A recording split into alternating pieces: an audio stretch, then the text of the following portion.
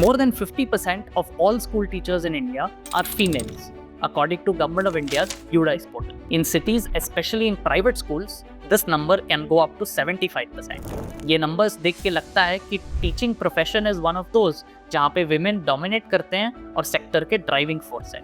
इसको feminization of the workforce कहा जाता है. But here's the twist. Even though women in teaching professions ज़्यादा हैं, उनको often कम पे किया जाता है, promotion नहीं दी जाती और professional respect भी कम मिलता है. Female और male teachers के बीच काफ़ी ज़्यादा professional gap है.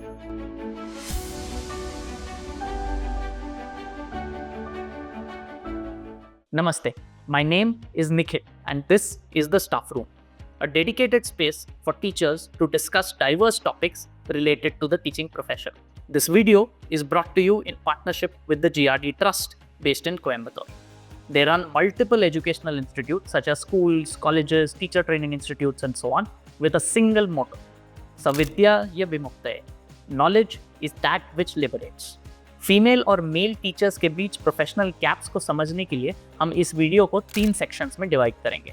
Teacher distribution, career growth and why these gaps exist. First chapter, teacher distribution.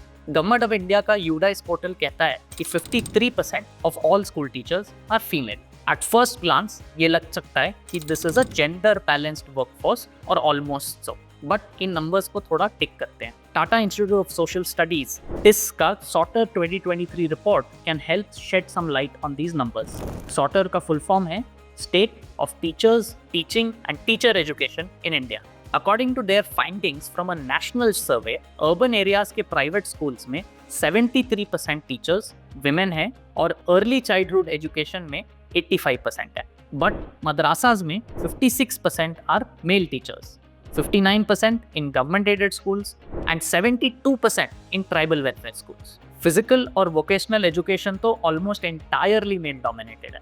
अगर हम regional split देखेंगे, states like Kerala, Tamil Nadu, Goa, Delhi, etc. have 75 to 80% women teachers. But Bihar, Rajasthan, Jharkhand और त्रिपुरा में 35 to 40% है. So in summary, yes, teaching is an almost gender-balanced profession, but जब आप teacher distribution को देखेंगे ये थोड़ा स्क्यू हो जाता है क्योंकि डिस्ट्रीब्यूशन अनइवन है. Women teachers are usually concentrated in private schools, urban areas and primary grades. In fact the same SOTTTER report ने ये पाया कि ज्यादातर फीमेल टीचर्स यंग भी होते हैं.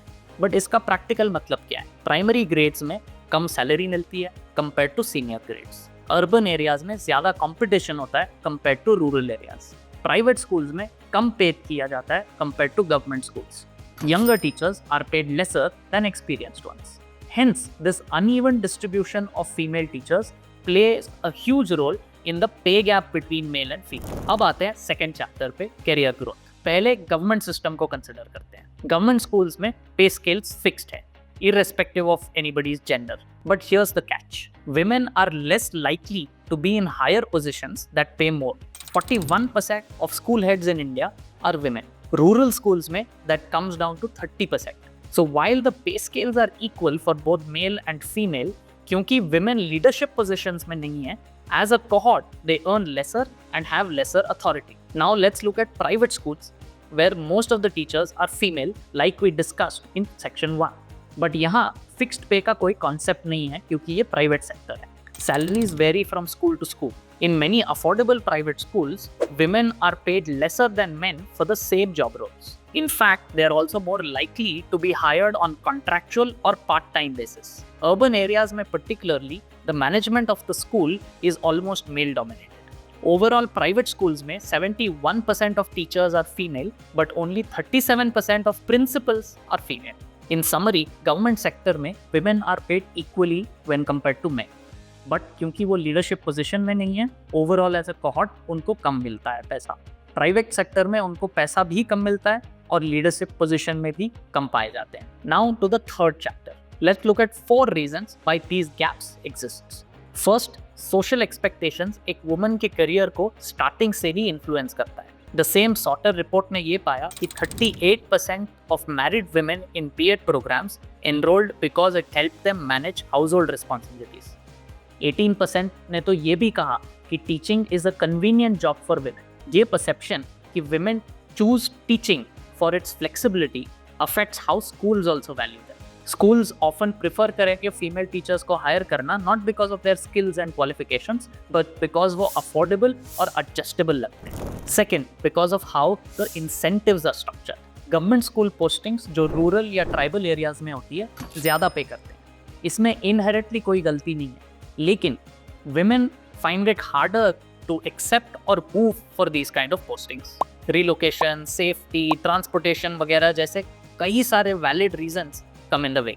In private schools, salary is linked to market forces and hence increased competition and thus lower pay. इस बात को हमने एपिसोड 1 में डिटेल में डिस्कस किया हुआ है, उसको आप रेफर कर सकते हैं. Third, women face more barriers moving up the professional ladder.